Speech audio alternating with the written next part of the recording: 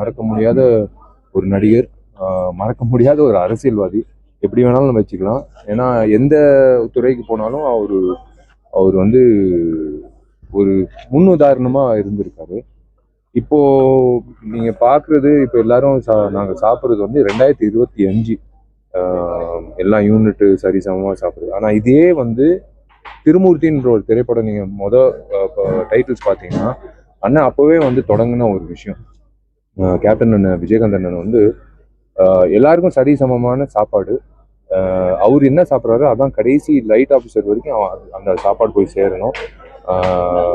அதுல ரொம்ப கவனம் செலுத்துவாரு. அதே மாதிரி அவர் அண்ணனோட உட்காந்து நடிகர் சங்கத்துல நின்று ஜெயித்ததுக்கு அப்புறம், அண்ணன் உங்களுக்கே தெரியும் நடிகர் சங்கம் எப்படி கட்டி காப்பாத்தினாருன்றது.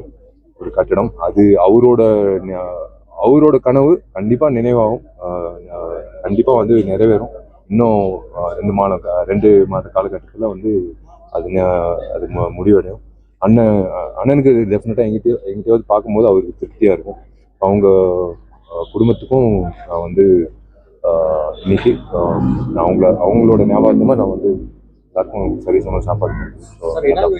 ராகம் டிவி யூடியூப் பக்கத்தை சப்ஸ்கிரைப் செய்யுங்கள்.